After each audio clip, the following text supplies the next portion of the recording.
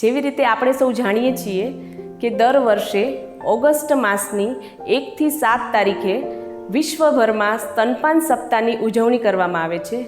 તેના ભાગરૂપે ચાલુ વર્ષે એટલે કે વર્ષ 2023ની સ્તનપાન સપ્તાહ ઉજવણીની થીમ છે સ્તનપાનને સુદૃઢ કરવા માટે કામકાજી માતા પિતા માટે સુવિધાયુક્ત વાતાવરણ ઊભું કરવું.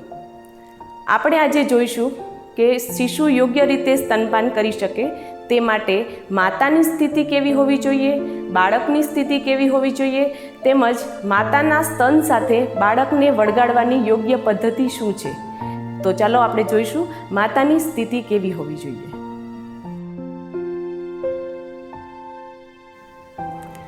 હવે આપણે જોઈશું કે સ્તનપાન કરાવતી વખતે માતાની યોગ્ય સ્થિતિ કેવી હોવી જોઈએ.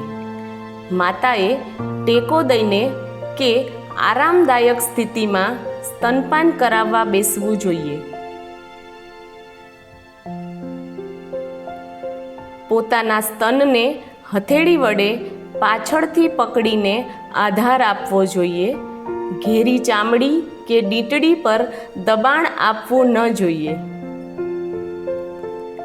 સ્તનપાનની શરૂઆત કરતી વેળા પ્રથમ ડીટડીનો બાળકના હોઠ પર સ્પર્શ કરવો જોઈએ, જેથી બાળક પહોળું મોઢું ખોલશે.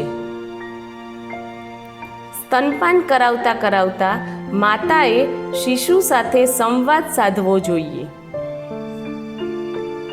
સ્તનપાન કરાવતા કરાવતા માતાએ બાળક તરફ ઝૂકવું જોઈએ નહીં.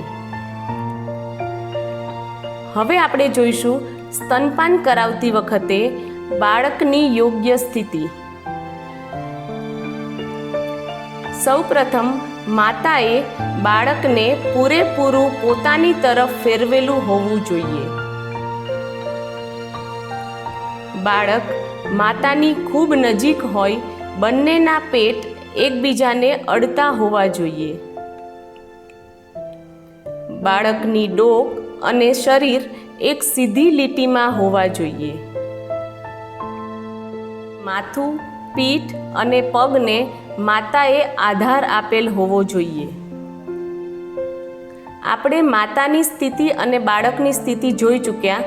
હવે આપણે જોઈશું કે બાળકને માતાના સ્તન સાથે યોગ્ય રીતે વળગાડવાની પદ્ધતિ.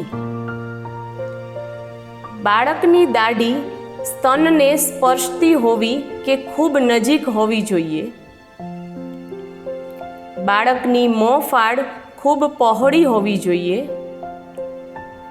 બાળકનો નીચલો હોઠ બહારની તરફ વળેલો હોવો જોઈએ. સ્તનની ડીટડીની આસપાસની ઘેરી ચામડીનો વધુમાં વધુ ભાગ બાળકના મોંમાં હોવો જોઈએ. તો આજે આપણે કુલ 3 વસ્તુઓ શીખ્યા, જેમાં પ્રથમ છે કે સ્તનપાન કરાવતી વખતે માતાની સ્થિતિ કેવી હોવી જોઈએ. બીજી વસ્તુ એ છે કે સ્તનપાન કરાવતી વખતે શિશુની સ્થિતિ કેવી હોવી જોઈએ. અને ત્રીજી વસ્તુ એ છે કે માતાના સ્તન સાથે શિશુને યોગ્ય સચોટ રીતે વળગાડવાની પદ્ધતિ કેવી છે.